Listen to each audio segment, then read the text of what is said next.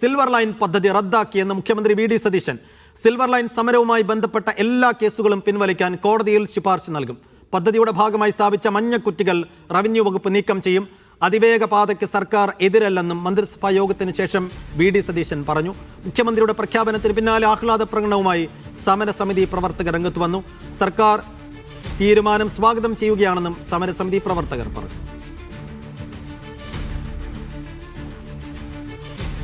ഒരു പ്രധാനപ്പെട്ട തീരുമാനം, തിരുവനന്തപുരം കാസർഗോഡ് സിൽവർ ലൈൻ പദ്ധതി റദ്ദ് ചെയ്ത് ഉത്തരവ് പുറപ്പെടുവിക്കാനുള്ള തീരുമാനമെടുത്തു.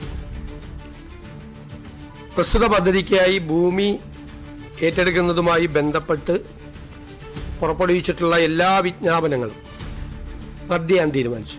ഡീനോട്ടിഫിക്കേഷൻ. കാരണം ഈ പദ്ധതി നടക്കുന്നുമില്ല, പദ്ധതി ഉപേക്ഷിക്കുകയും ചെയ്തു.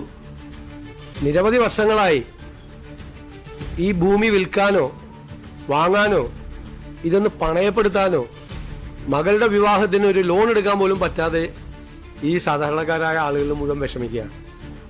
അതുകൊണ്ടാണ് ഏതായാലും പദ്ധതി ഉപേക്ഷിച്ചതുകൊണ്ട് ആ പദ്ധതി കേന്ദ്ര ഗവൺമെന്റും അംഗീകാരം തന്നില്ല.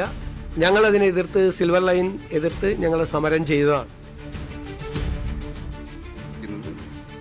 ഞങ്ങൾ പറഞ്ഞിരിക്കുന്നത് പാരിസ്ഥിതികമായി അതുപോലെ തന്നെ സാമൂഹ്യമായും സാമ്പത്തികമായും പ്രത്യാഘാതം ഉണ്ടാക്കാത്ത പരിപാടിയായിരിക്കണം.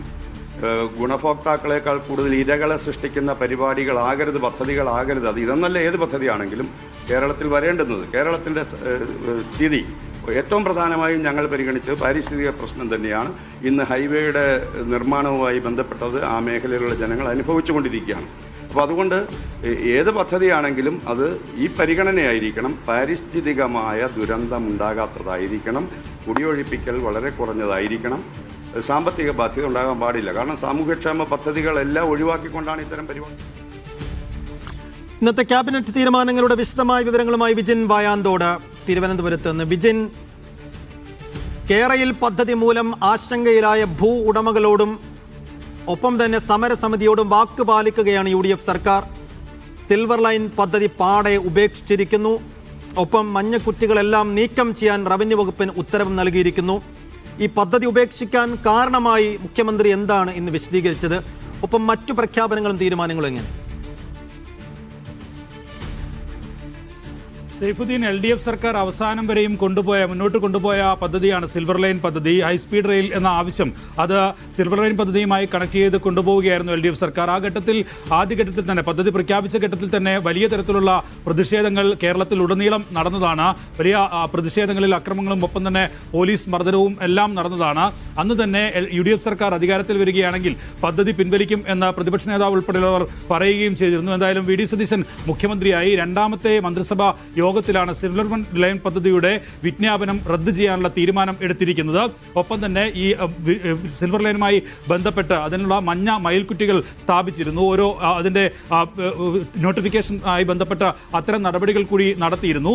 അതെല്ലാം പൂർണ്ണമായും പിഴുതുമാറ്റാനുള്ള തീരുമാനവും ഇന്നത്തെ മന്ത്രിസഭാ യോഗം കൈക്കൊണ്ടിരിക്കുന്നു. ഒപ്പം തന്നെ സിൽവർ ലൈനുമായി ബന്ധപ്പെട്ട് നടന്ന സമരങ്ങൾ, ആ സമരങ്ങളിൽ അധികം ആളുകളുടെ പേരിൽ കേസുകൾ നിലനിൽക്കുന്നുണ്ട്. അന്ന് UDF പ്രവർത്തകരും ഒപ്പം തന്നെ അല്ലാതെ ഒരു പൊതു പ്രവർത്തകരും ഉൾപ്പെടെയുള്ള ആളുകളുടെ പേരുകളിൽ കേസ് നിലനിൽക്കുന്നുണ്ട്. ആ കേസുകൾ പിൻവലിക്കാൻ കോടതിയോട് ശുപാർശ ചെയ്യാനുള്ള തീരുമാനവും നിലവിൽ ഇന്നത്തെ മന്ത്രിസഭാ യോഗത്തിൽ കൈക്കൊണ്ടിട്ടുണ്ട്. മറ്റൊരു പ്രധാനപ്പെട്ട തീരുമാനം മന്ത്രിസഭാ യോഗം എടുത്തിട്ടുള്ളത്, അത് നിലവിൽ ഓഗസ്റ്റ് 31 വരെ കാലാവധി ഉള്ള എല്ലാ PSC നോട്ടിഫിക്കേഷനുകളും PSC റാങ്ക് ലിസ്റ്റും അത് നവംബർ 30 വരെ നീട്ടാനുള്ള തീരുമാനമാണ് നിലവിൽ കൈക്കൊണ്ടിരിക്കുന്നത്. ഉദ്യോഗാർത്ഥികൾക്ക് ഏറെ ആശ്വാസം നൽകുന്ന ഒരു തീരുമാനം എന്നുള്ള നിലയിലാണ് അതെടുത്തത്. ഉദ്യോഗാർത്ഥികളുടെ വികാരം കൂടി കണക്കിലെടുത്തുള്ള തീരുമാനം എന്നുള്ളതാണ് നിലവിൽ മുഖ്യമന്ത്രി മന്ത്രിസഭാ യോഗത്തിന് ശേഷം വിശദീകരിക്കുകയും ചെയ്തത്. എന്തായാലും ഇക്കാര്യത്തിൽ വലിയ തരത്തിൽ കേരളത്തിൽ ഒരുപാട് ചർച്ച ചെയ്യുകയും വിവാദമുണ്ടാവുകയും ഒക്കെ ചെയ്ത ഹൈസ്പീഡ് റെയിൽ പദ്ധതി, സിൽവർ ലൈൻ പദ്ധതി, അത് ഉപേക്ഷിക്കാൻ തീരുമാനമായിരിക്കുന്നു.